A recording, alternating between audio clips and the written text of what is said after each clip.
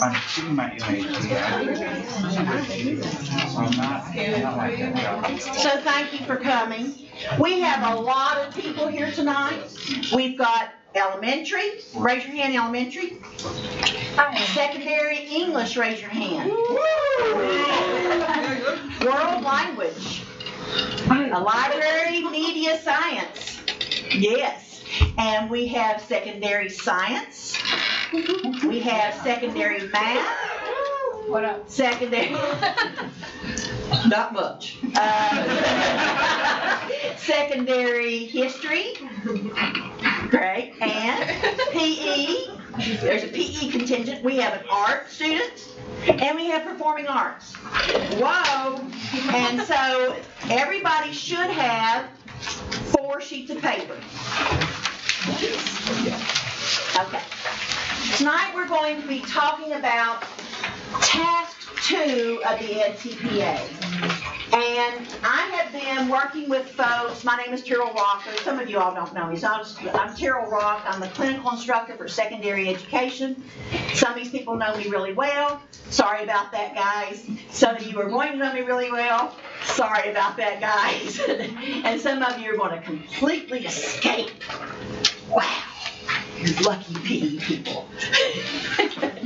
But I am the edTPA coordinator, so anytime you have a question about the edTPA, feel free to email me.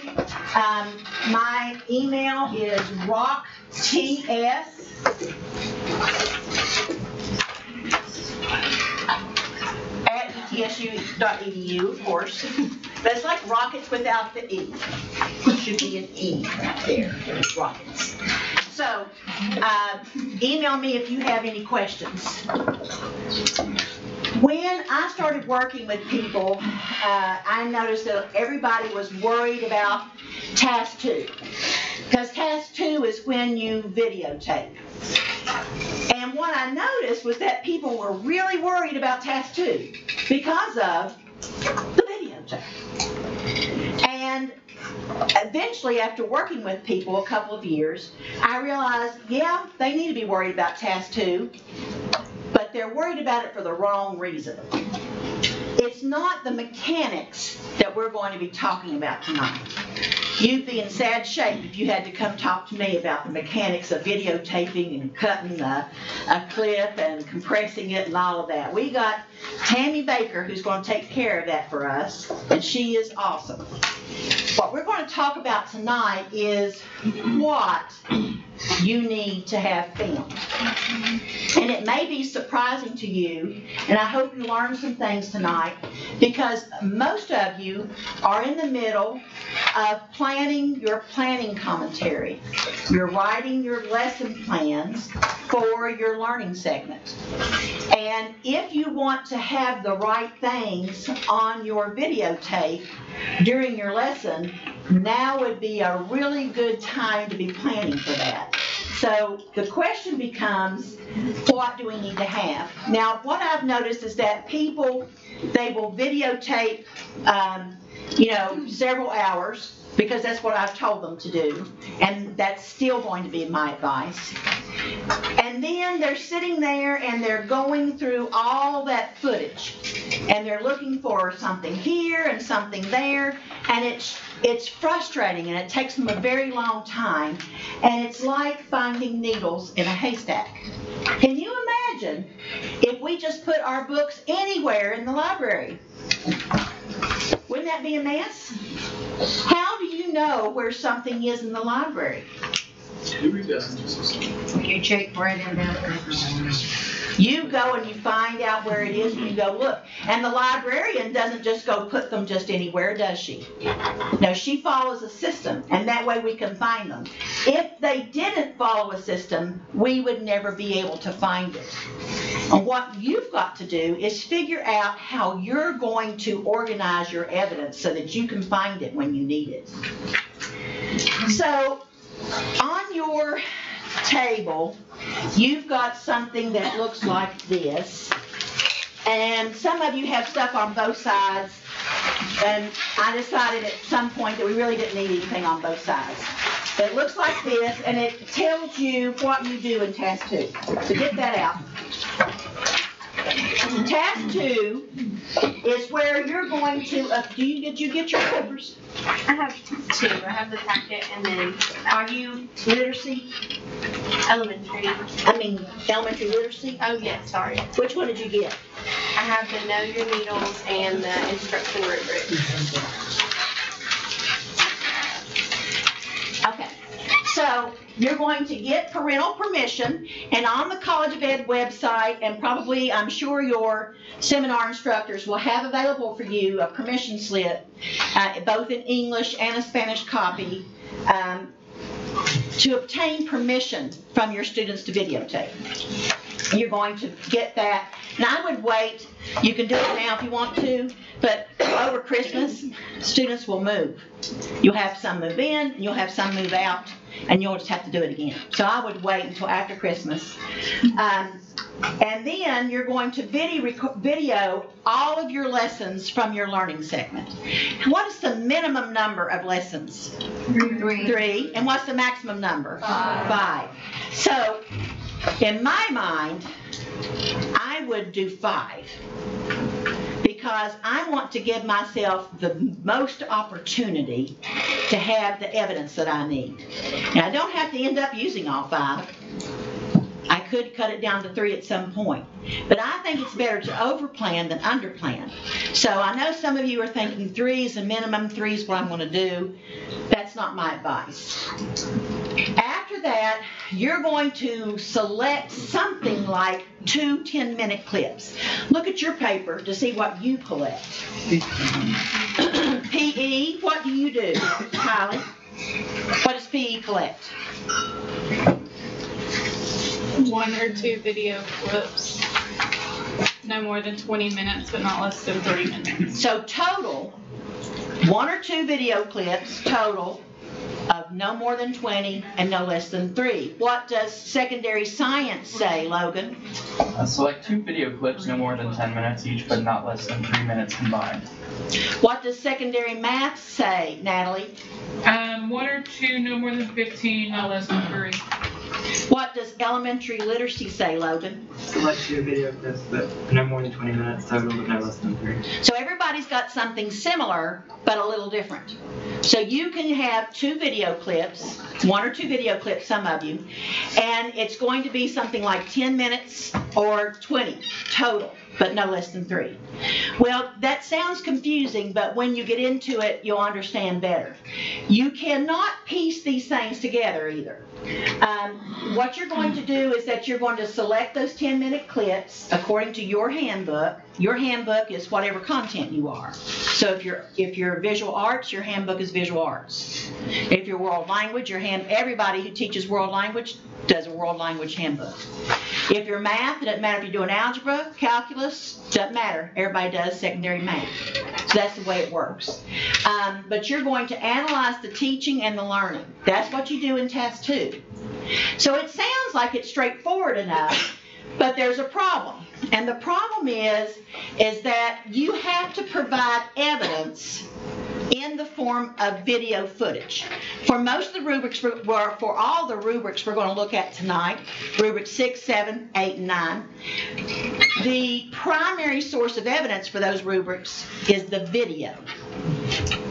So no matter what you say in the commentary, if they don't see it in the video, it doesn't really count. So it has to be in the video. So you can't describe things that happened at other times in the class, just what's happening in the video that you choose. And so you've got several behaviors that are in those videos that we need. And you can't splice pieces together. So like if you've got something really good at the beginning of the lesson, something really good in the middle, something really good at the end, you can't just take 2, 3, and 2 and splice them together. That's against the rules. You'll get a condition code and it'll be a 0. So you can't do that. So I know our students do great things in the classroom, yet our task 2 scores across the whole college are flat. They're either low or they're flat. Flat means they're okay, but they're not growing. And that means that we haven't changed what we're doing in addressing task 2. So that's why this semester we're going to talk about task 2 now, so that you can plan for it as you're writing your lesson plans. What if you didn't have to look for needles in the haystack? If somebody told me that in March I was going to have to find 20 needles in a haystack, I would go take the 20 needles and I would put them in the haystack where I knew I could find them. I would place them there. And that way, when I went to look for them, I would know where to look. Now that's not foolproof, but it's a whole lot better than what this guy's doing. And that's why we call it finding needles in a haystack. If you knew where the needles were, if you planned for them, it would be easier to find them. So the first thing we have to do is we have to identify our needles. So get out this, and if you're watching this from home, you need to pause the videotape and you need to get a piece of paper and make yourself a grid like this, and it'll be part of your notes that you turn in. We're going to, once we have figured out what our needles are, then later you can plan where your needles are going to be. You might put some in lesson 1, you might put some in lesson 2, you might put some in lesson 3. I would be putting as many as I could together if it were me, but sometimes it's not possible because of the way the learning segment works. So, what is important to catch on video? There are in task 2 5 rubrics, but not all of them do you have to have video evidence. You have to have video evidence for rubric 6, 7, 8, and 9. Rubric 10, the question acts like you have to have video evidence, but if you read the Understanding Rubric Level Progressions, the URL, it tells you that you don't. So be careful with that. But we'll worry about that later. We're just going to talk about 6, 7, 8, and 9. It's different numbers for world language. 5, 6, 7, 8 for you all. These are learning environment or something like that. Engaging students in learning, a little different for PE. Deepening student learning, a little different for PE, but means basically the same thing. And what we call subject-specific pedagogy. Subject-specific pedagogy we'll talk more about in a minute. Basically what that means, though, is that for every content area, there is a specific thing that is considered best practice in that classroom. So there are some best practices that they want to make sure you know as a PE teacher, or you know as a world language teacher, what those best practices are. Now this video is a young woman who made a 62 on her edTPA. She did a middle grade one. Her advice, though, it applies to everybody.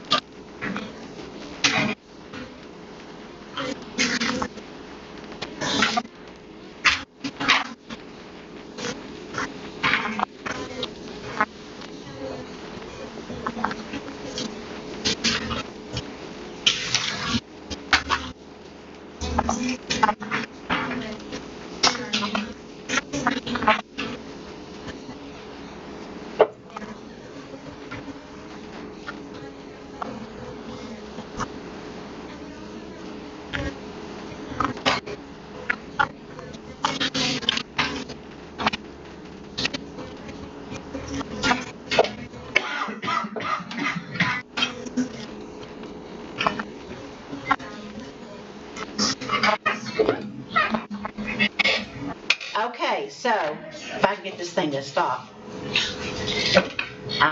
Okay, never mind. I'll figure it out. No direct instruction. Now you can do instruction in your video, your learning segment, you're going to have to. You teach science, you teach history, you're going to have a direct instruction. But it's not going to do you any good for your video footage. None whatsoever. So you need to make sure there is a whole lot of something else. Elementary people, you may give the best directions in the entire world and no one cares. You may be a tremendously great storyteller, history folks, and no one cares. Not this time. We're looking for student-centered engagement, and that's what you've got to keep in mind. And so you can go and stand with your hat, with your head. Thanks. You need to learn here.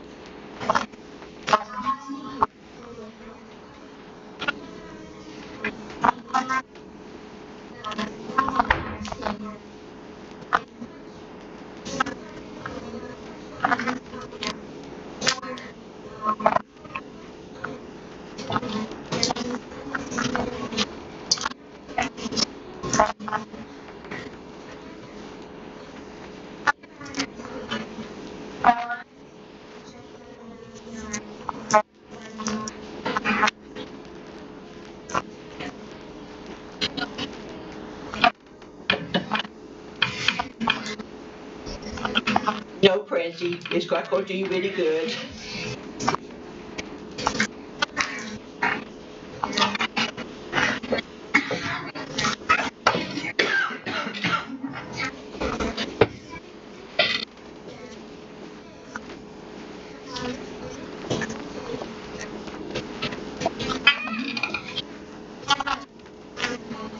This is important.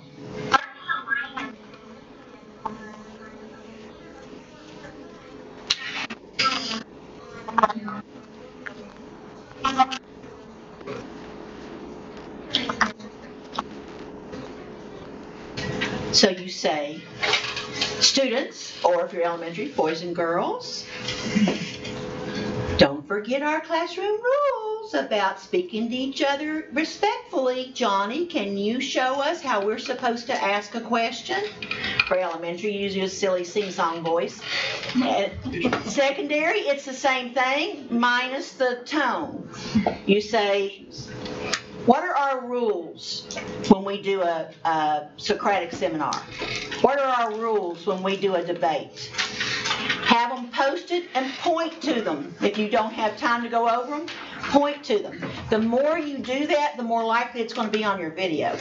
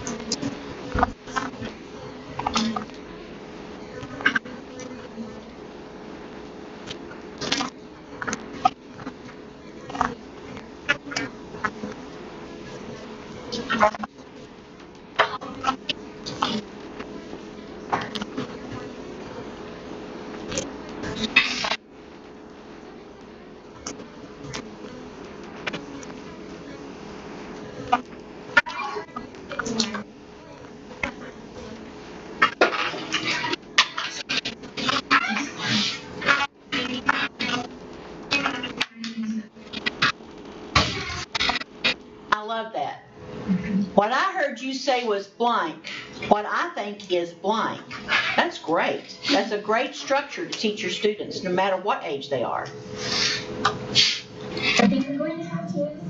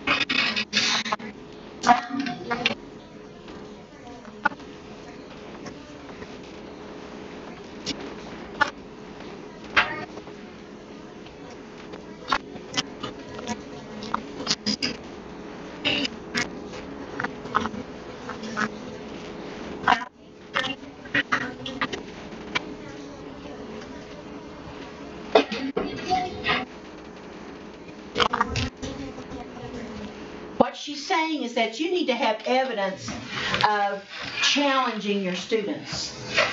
One way of doing that is asking a question no one can answer.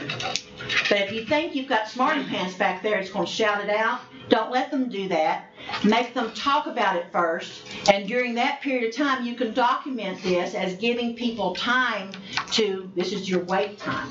So wait time can actually be where you're having partners talk about something, and then they come up with the answer. And this is a way for you to document that challenge that you need to have.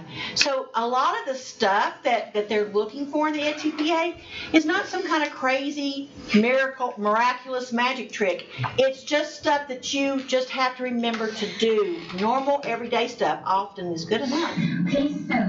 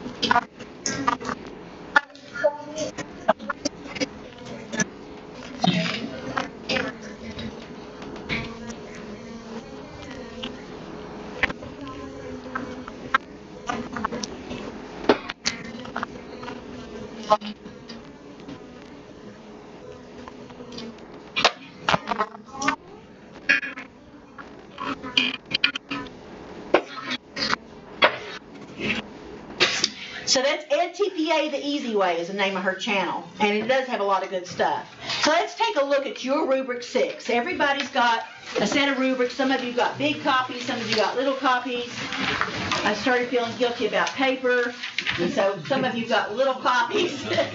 So you want to look for rubric 6, world language, rubric 5. And this for everybody is learning environment.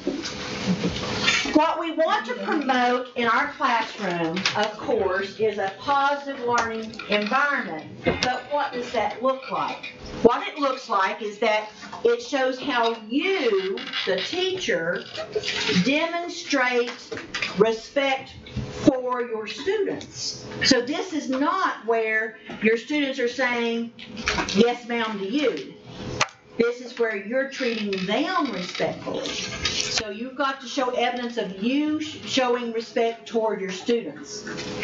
And rapport. What is the difference between respect and rapport? Respect is being polite, and rapport is a back and forth. Very good. I like that. So rapport is more of a give and take, friendly type. It reflects relationship. And so you want to show that you've developed a relationship with your students. Not friend, but more a teacher, mentor type of relationship, coach, whatever, but not friendship. But it is rapport. Responsiveness to students with varied needs and backgrounds. That's in a positive learning environment. And challenging students to engage learning. I want everyone to pull out your sheet of paper that looks like this. It says Task 2 Instruction Commentary at the top. Notice that question 1 is just where you identify what lessons the videos come from. So it might be part of it's from lesson 2, might be part of lesson 3, and so you'll just write, my video clip 1 comes from lesson 2, video clip 3 comes from video clip 2 comes from lesson 3, something like that. You're just identifying. And they can both come from the same lesson. So let's skip then to this question, which is 2, and this matches with everybody's rubric 6 except for world language, and theirs is rubric 5. So I want you to have this out where you're looking at this, and rubric 6 where you're looking at that, and most of you have something like this. Now when a scorer scores, they start with the rubric. They don't start with your paper, they don't start with your video, they start with the rubric. So they're going to pull out rubric 6, they're going to look at it, and they're going to read level 3. Level 3 says the candidate demonstrates rapport with and respect for students. Candidate provides a positive low and is important. Provides a positive low-risk learning environment that reveals mutual respect among students. Now, the primary source of evidence is the video. So after the scorer pulls out the rubric and reminds herself what the 3 is, she's going to watch the video. And she's going to read your commentary that you wrote for this, which tells her where in the video to look. So you're going to say things like, as you can see, at 2.3 to 2.45, I said this. And this is an example of whatever. If you don't have a 3, she stops here and does not go up. So it's not like you can have a smattering here and a smattering here that helps it. You have to have the 3 before you can get a 4 or 5. That's one of the things that makes the edTPA so hard. You can't move up until you've clearly done each level. So you start with the 3, and if you've not done the 3, then she looks here to see if that describes you, and if that doesn't describe you, they look here. Now, an automatic 1 is if you have disrespectful interactions between your teacher, between you and your students. Like if you tell someone to shut up, that would be a bad thing to turn in on your video clip, wouldn't it? Yeah, because that's not respectful. Or if you allowed two students to say shut up to one another and you didn't correct them. So the people who watch these videos, they know that you've got students who are going to misbehave. They're not going to hold that against you, but what you can't do is ignore it. They've got to see you addressing it on the video when you see misbehavior. So if you've got it says disruptive behavior that interferes with student learning and you don't address it, that'll be an automatic one.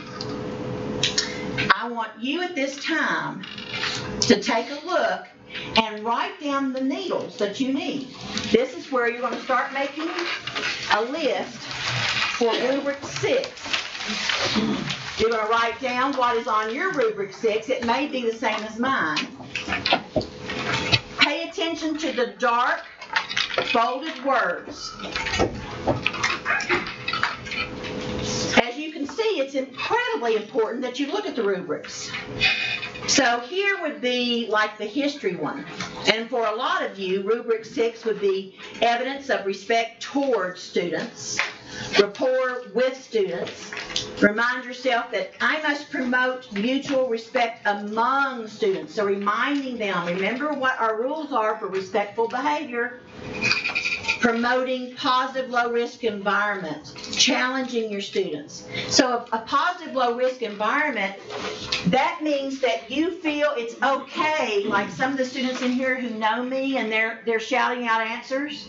That's because they know me, and they know I'm not going to say, well, that's the dumbest thing I ever heard. Leave the room. Well, I might, but it would be a joke. That goes to report, but no, I wouldn't do that. But anyway, that's what we're talking about with a positive low-risk environment. You have students that, yes, have to think about the question because it's hard and it's challenging, but it's low risk because they can shout out an answer or raise their hand and answer, and if it's wrong, that's okay. We're going to support them in figuring out the answer. And you want to provide opportunities, present varied perspectives.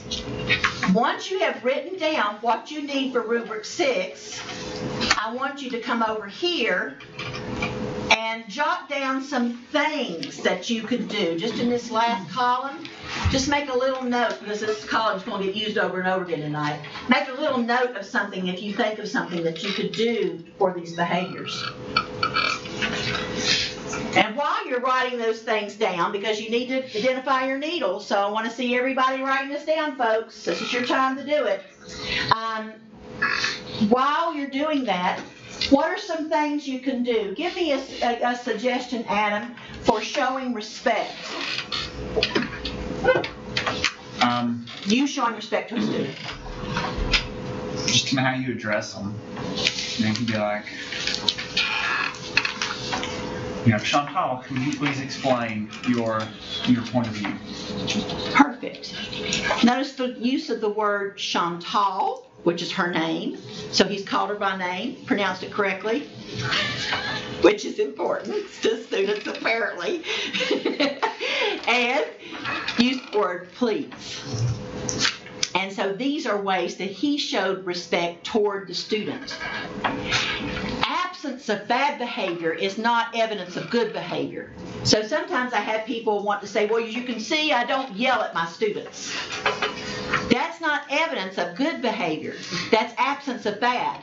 So that's not going to work for you. You have to show clear evidence that you understand what that means. Rapport with students. How could you do that, Michael? Rapport. I don't know, during the lesson, using information that you know about the students. Like, develop connections with information. Say, oh, Jimmy, you play basketball. This is related to math. Yeah. So Dr. Honeycutt, why is it you all have such good rapport of Dr. Honeycutt? How does he establish rapport in the classroom? He's just a kooky guy. Yeah, So that's what he would say. Very friendly. He'd say, I'm not cool, I'm kooky. Yeah. He talks to us, he gets to know us. There you go. He knows who we are. Knows That's our faces right. and our names. So you don't have to be kooky or cool to have rapport. But you have to do those things. You have to talk to people, you have to get to know them. And these are the ways that you show rapport, demonstrate rapport. Positive low-risk environment, challenging students. I want you to talk with your table about ways that you can, and I know I went through that fast, but you've got it on your rubric. It's where you need to be getting it anyway. I want you to talk with your table partners for just a minute or two about what are some ways to show respect towards students. We've had a couple examples. Ways to demonstrate rapport with students. Promoting mutual respect during a lesson. Showcasing a positive low-risk environment. And what are some challenging activities that you could do that would provide your students with the opportunity to share varied perspectives, these things here. Take a minute or two and talk about that at your table.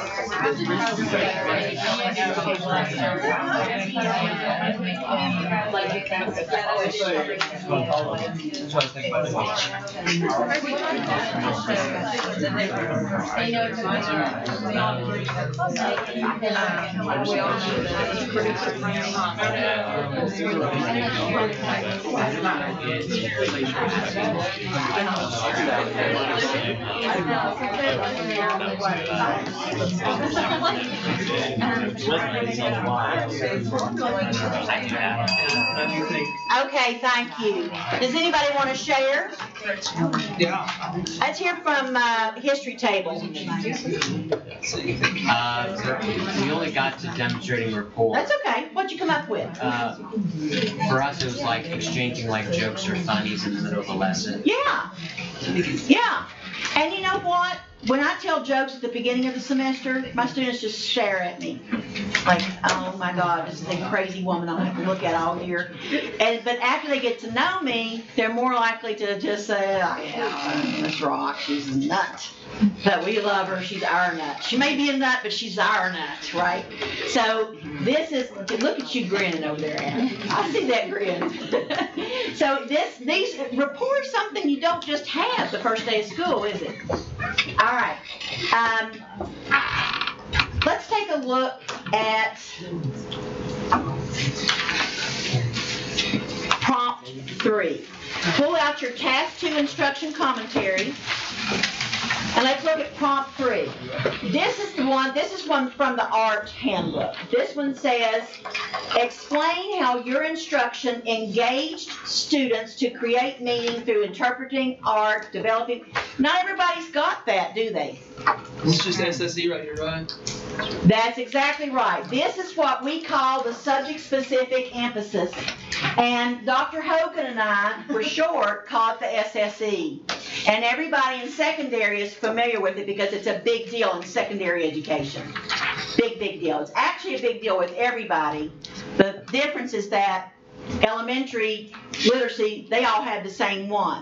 In secondary, we're talking to like 8 different content areas and everybody's got something different. This right there is what we call your subject-specific emphasis. So we want students engaged in your subject-specific emphasis. Would you read 3A PE? What's your name, honey? Trey. Trey. I like that name. Thank you. It says, explain how you actively engage students in learning tasks align with the objectives of the lesson in the psychomotor domain and at least one other learning domain. That's right. So PE is always talking about these domains. That's your SSE is the domains. And so that's a big deal, and they have to write their objectives and they have to assess them. I want you to pull out Rubric 7. In your Rubric 7, you can usually see right here listed what your subject-specific emphasis is. For literacy, it may not be bulleted, but it's listed there. Read what level 3 says for us, please, Ms. Willis. Students are engaged in learning tasks that address their understanding of the essential literacy strategy for comprehending or composing text and related skills. That's your SSE.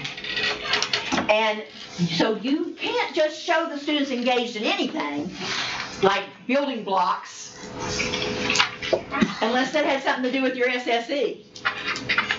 You've got to have them, this is from the middle grades math. Young adolescents are engaged in learning tasks that address the SSE. So you want to show that your students are engaged in tasks that address the understanding of your SSE and develop understanding of the SSE and extend and understand the SSE. So get a 3. It's to show them engaged. So that's the minimum for proficient, is to show them engaged. And yours may have an and or an or. I bet PE has an and. Who has an or? English is always lucky with their ors. Yeah, we have an or. Yeah. That's because it's really difficult for them in one class session to do both. They're so different. So it's and for most of you. All of those things they have to be engaged in for you to have a 3. And that's why we're not getting a 3 here. That's why people are getting 2s. Because they're doing this. They're having understanding of mathematical concepts or mathematical reasoning or whatever. So it's got to be and. What if we have both and or? If you have and or, then you can, it's or. Okay. Yeah. To get a 4, let's say you've done this and you think, oh, I'm going to really get a 4, then you need to have students engaged in subject-specific emphasis activities that develop understanding of the SSE. So you want them engaged in activities that develop their understanding, so like an exploration or a discovery activity, something like that. And to deepen and extend understanding, to get a 5, and this is why it's hard to get 5s, people, and I've told you all not to get your expectations too high, because these things are hard to do. You have to show not only that they're engaged and that they're developing understanding, but to deepen and extend, so you're taking it further. You're giving them activity that allows them to go further with it. Not only do you want that, but look at this bottom part. On the bottom part, you have to show evidence where you are linking prior learning, and that's something you're supposed to do with team, isn't it? And that's why I have you all do Rock's rules that you all keep forgetting. And I keep reminding you, don't turn this in again without Rock's rules. Why not? Yeah, you don't know about Rock's rules. Bless your heart. So, priorities. That's where you have to state, this is what we did yesterday, and this is what we're going to do today. This is how they're connected. That's linking prior learning. Linking prior learning and assets. Now, if you came to the diversity one, then you should understand what assets are. So to get a 3, you have to at least, the minimum, you have to have on video how you have linked prior learning to get a 3. And that's why we're not getting 3 right there, because you aren't paying attention. Well, you're not. You are. Previous classes have not been paying attention. You're here, so you're going to do a 3. You may get 4, because if you can also link personal, cultural, community, or some sort of developmental asset. So like, for instance, if you know your students are interested in NASCAR and that fits in with your lesson, and you bring that up into the lesson, that's personal community assets. So what they're interested in outside of school, what kind of things go on in their community. Gray Fossil Site is an example of an asset, a community asset. Logan's Roadhouse is not an example of a community asset. We're talking about things that bring educational experience to the students. Sycamore Shoals State Park Is that a community asset?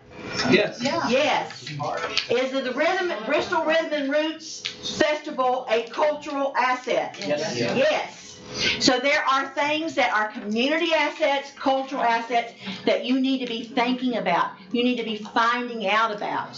What is in their area? Like in Greene County, and some of those places, there's like little dirt racetracks everywhere. You've got Bull's Gap.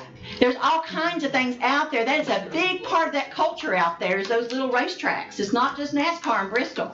It's a big, big racing community. That's a big subculture.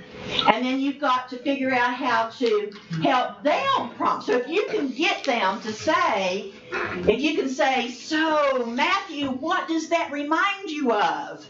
And Matthew says, well, it reminds me of what we learned yesterday. So if you can prompt your students to make those connections, that's a 5. That's how you get your 5. So these are some things you need to be jotting down. These are your needles. So I want you to look at your Rubric 7, look at the things you need for a 3, a 4, and a 5. They're in bold. And I want you to jot them down right here in your chart. Let's identify your needles. I'm going to give you just a minute or 2 to do this.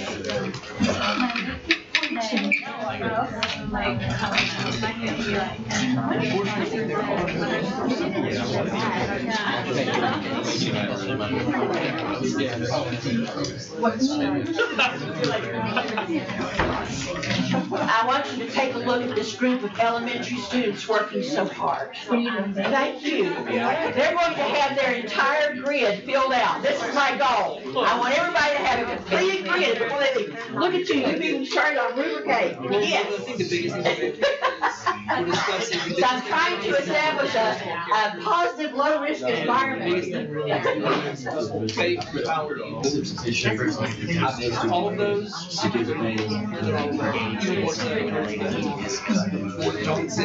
So I'm like, I know most of y'all know this. If you didn't, your friends did. If you're friends with them, if you're around, you don't like it. So even, for instance, you don't have to take your students to Sycamore Shoals, but if you said, who's been to Sycamore Shoals? Just like all of those. Who's been to the Highland Games? Who's been to whatever? And you make that part of your lesson. Free will go to school. All of you should have After you have, You get it on. let me get your attention real quick so I'm not yelling. After you have written down Rubric 7, some of you have already started because you know what I want you to do. I want you to go ahead and I want you to do some table talk about how you can get students engaged in their SSE. That's why you're looking at content area tonight. To talk about that engagement in your SSE. Interpret what's framed and help them like you can't just respond. These words are all connected. To me, I'm like, what exactly do you think? We're learning about certain types of meditation I mean, no one knows your details, so they've only had their lives we're learning first lessons, we're learning so many they should have just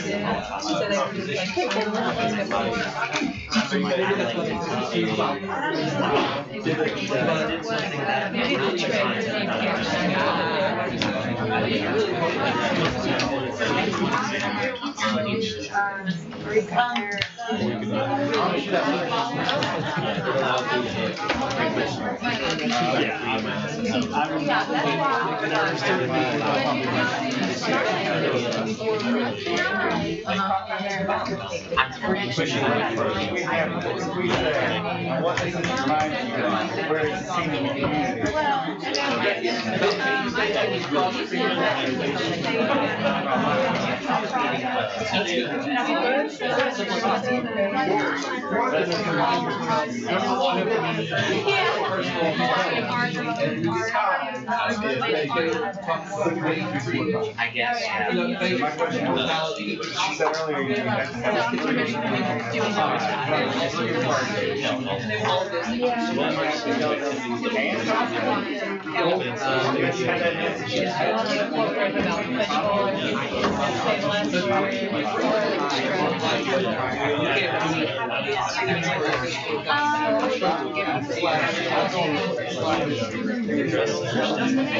Yeah, because I feel like the final maybe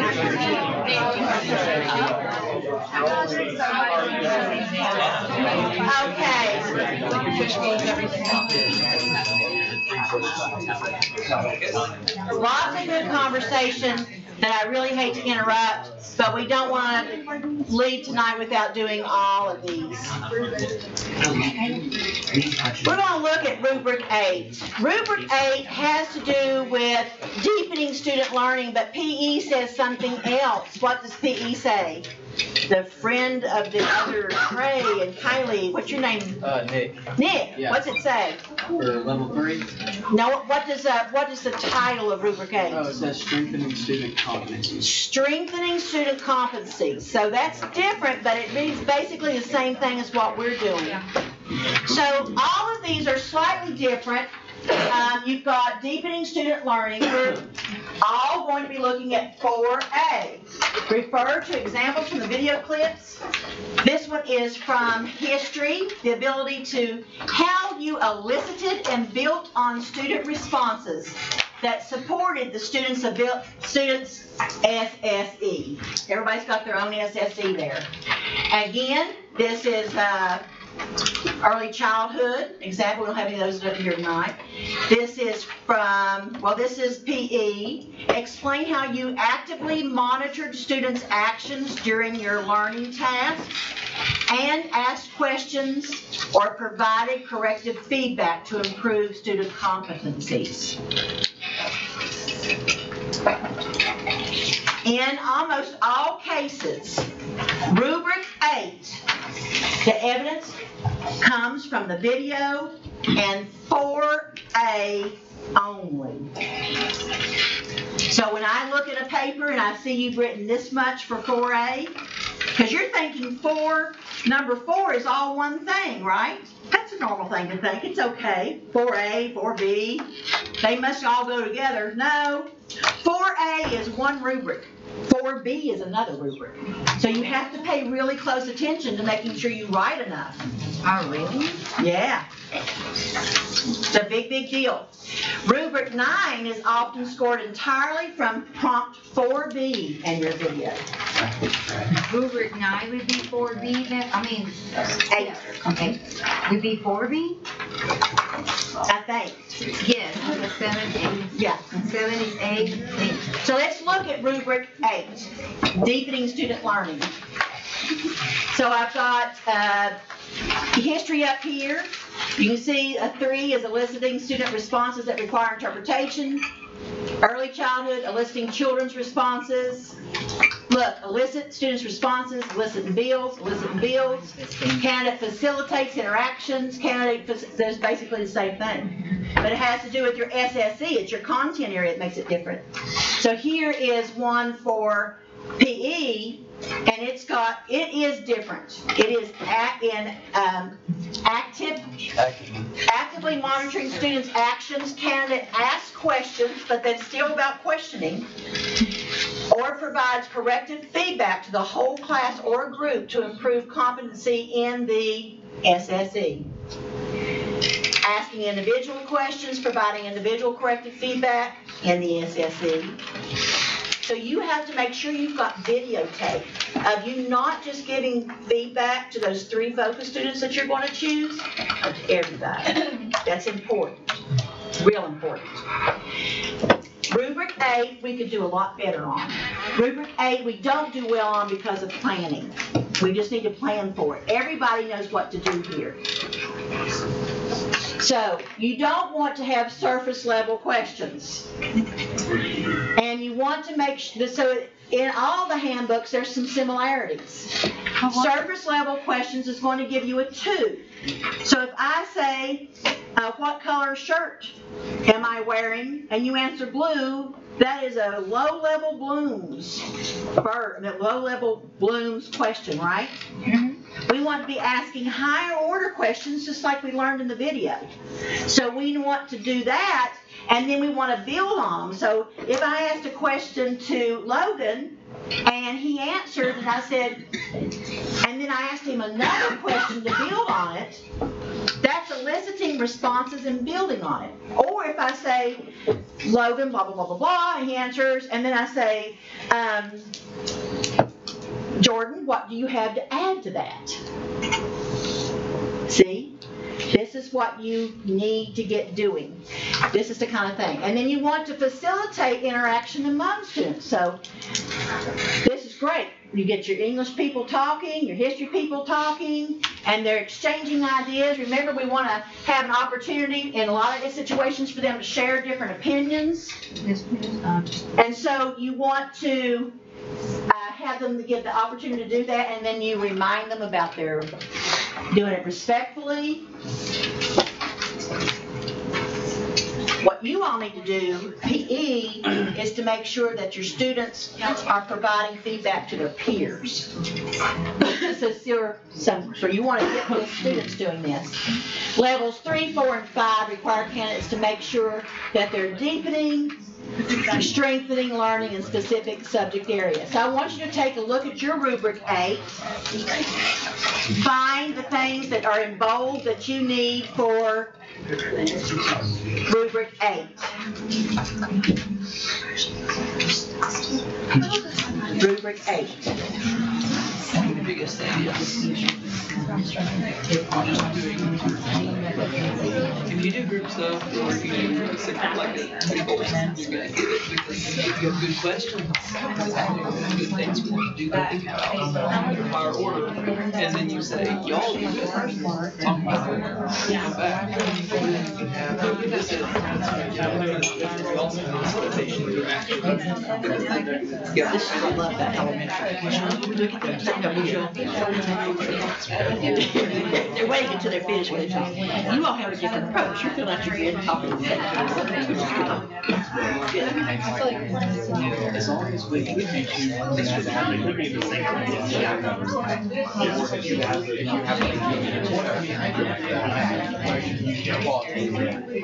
could plan for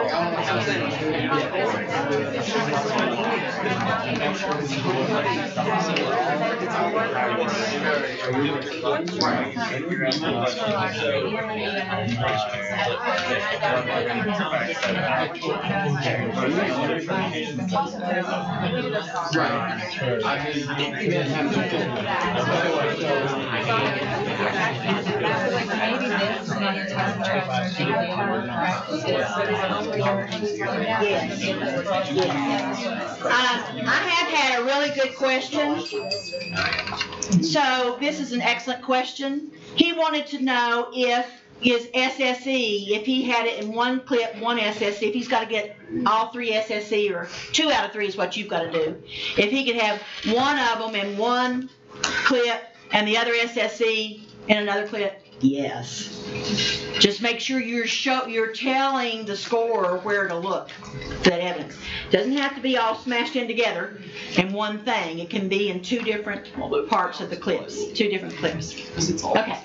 All right, so lots of great discussion. Let's go on and take a look. I'll let you all talk another minute. Go ahead and talk about it a little bit more. So, talk about your ideas for Rubric 8.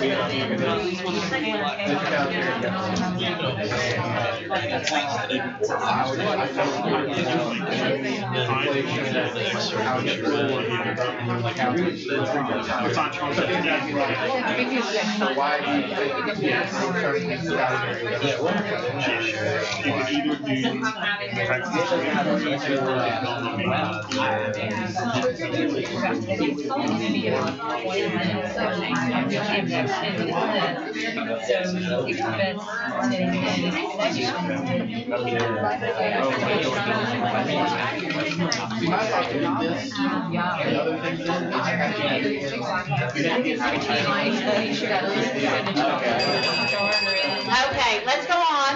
And we'll talk about Rubric 9. Rubric 9 has to do with what is called in most of your rubrics, but not all of them, but it's the same thing, subject-specific pedagogy. So we have subject-specific emphasis. This is different. Subject-specific pedagogy has to do with the type of teaching, the best practices that we want to see in a classroom of your subject-specific. Every content has a certain set of teaching practices that are considered best practice. You've been talking about those, I'm sure, in your methods courses. They may not have been called that, but that's what you've been talking about. So, for example, this is going to be from 4B for most of you, so you can look at your Task 2 instruction commentary and see for early childhood, it's finding examples in the video clips, explain how you made interdisciplinary connections in ways that deepen children's development of language and literacy. That's their subject-specific pedagogy. That's the emphasis that they're supposed to have. I got a question about analyzing teaching is something. Analyzing teaching is 4. I'm sorry. No, you all are doing 4B. 4B is Rubric 9. 4A is Rubric 8. 4B is Rubric 9. And then this is I could say like yeah. All right, so other graphical or consistent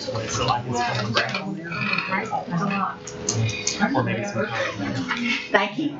So, Rubric 9 comes from 4B in most cases. Number 5 we're not going to go over tonight because that's Rubric 10 and does not require video evidence. Okay? That's where you talk about what went wrong. And what went wrong is not going to be the focus of the video clips that you turn in. Okay?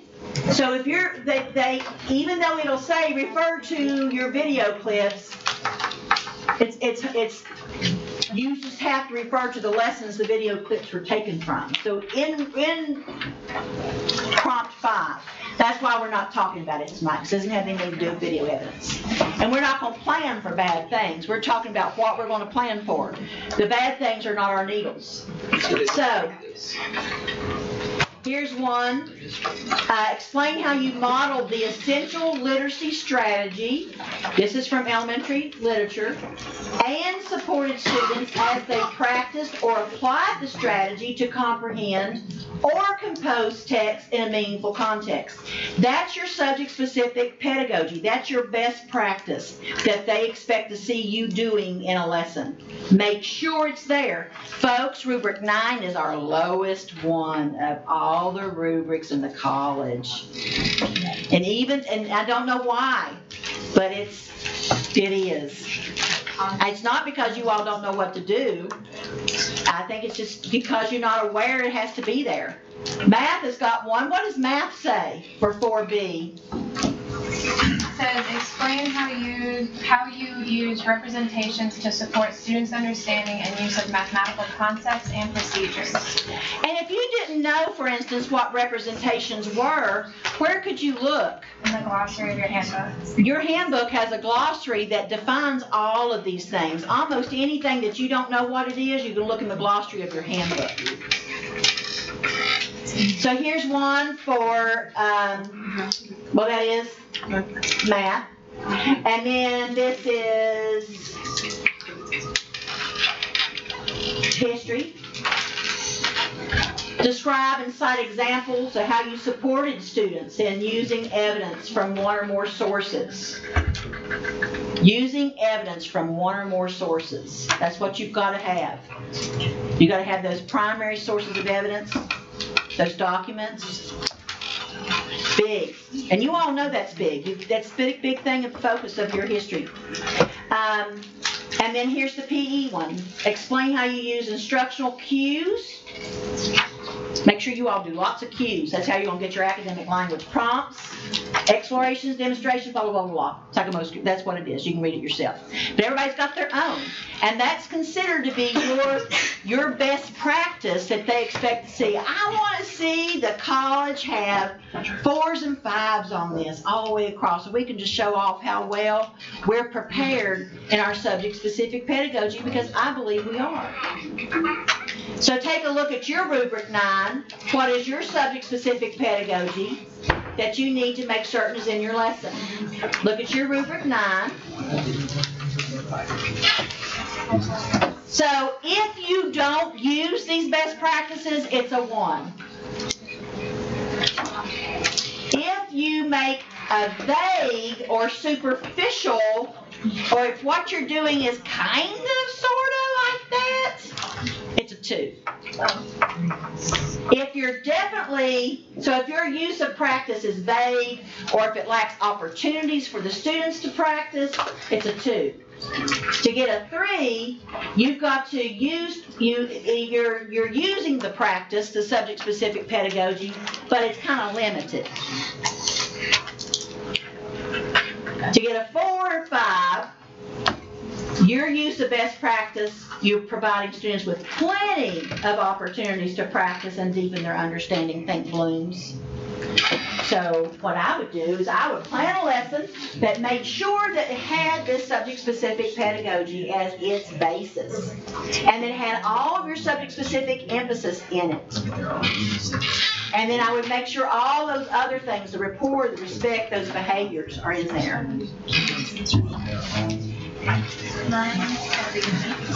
So what you need to do is complete your needles for Rubric 9 and talk about ideas for practice.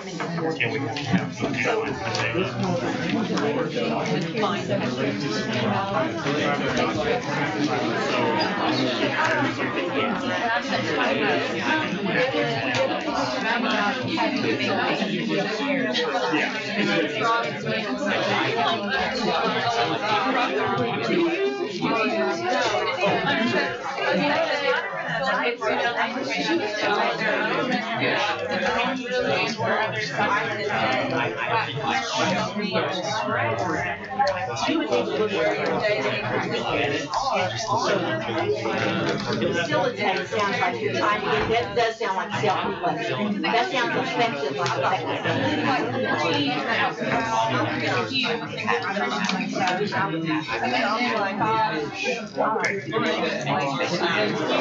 There's a document called Understanding Rubric Level Progression and it explains what these things are. What does a 5 look like? So you can look at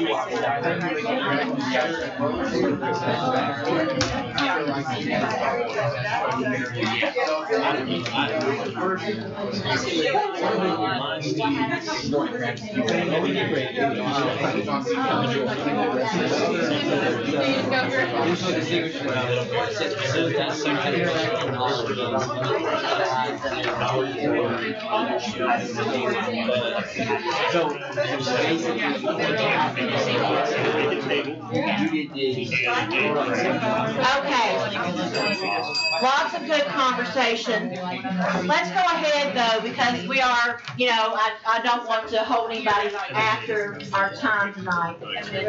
So when you look at your evidence chart and you think about trying to get these things pieced together, you know what you need to have in your lessons.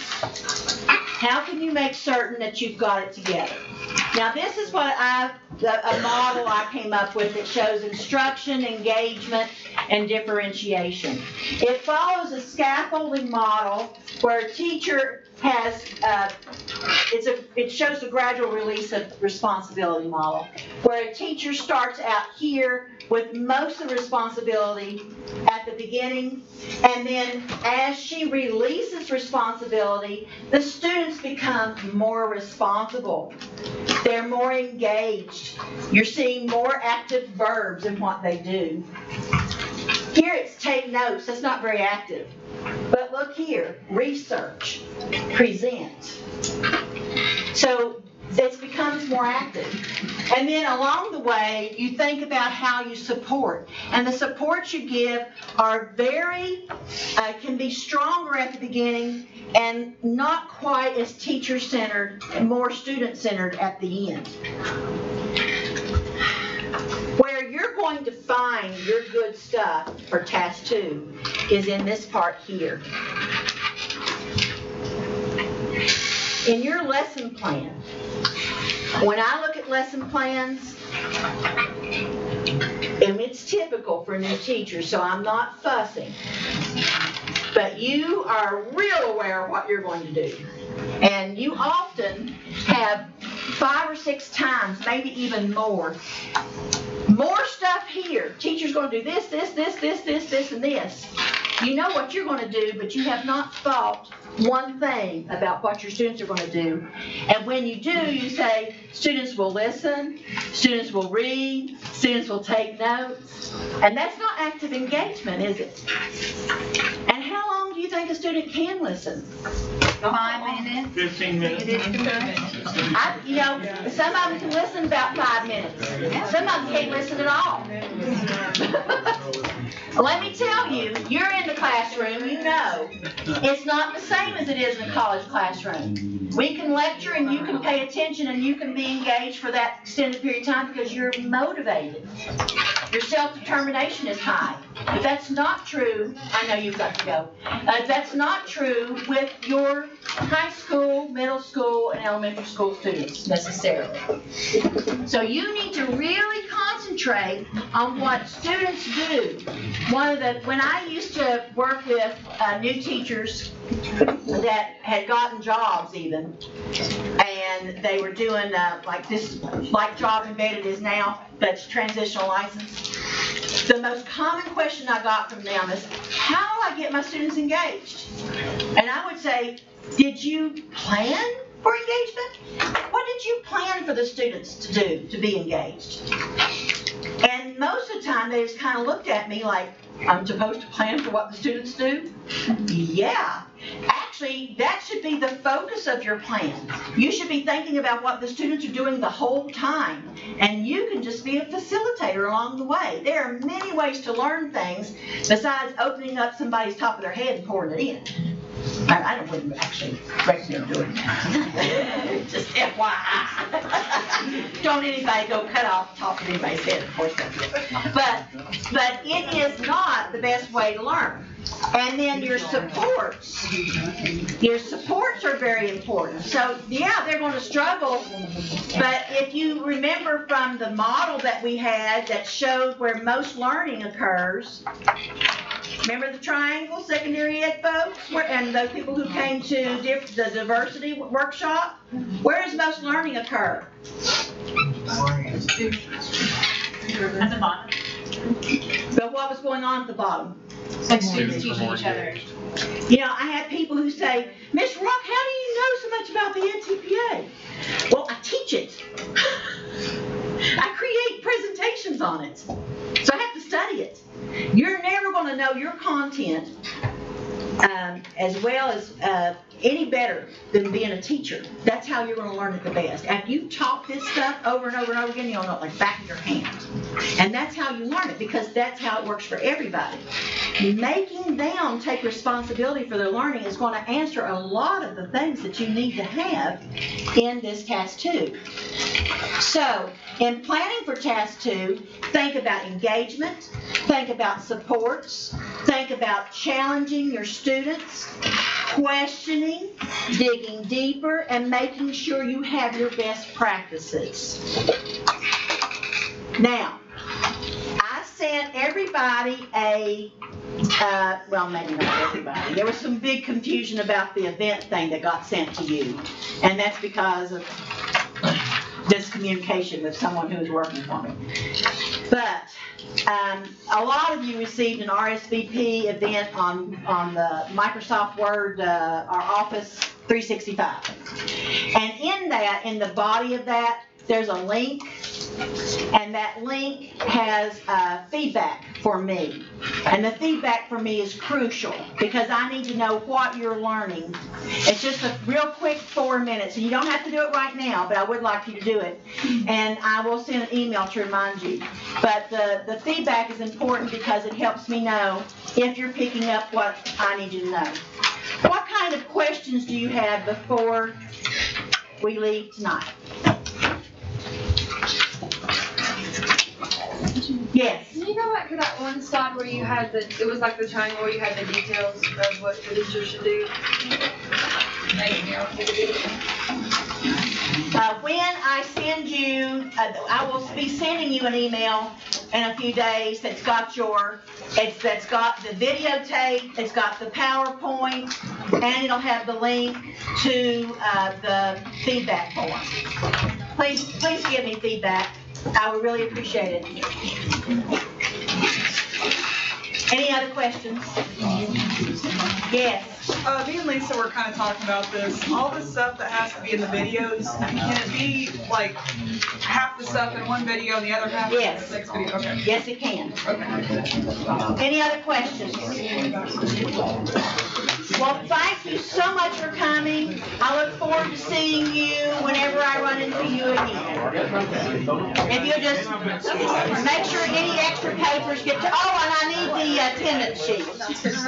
Attendance sheets. Make sure you've signed in.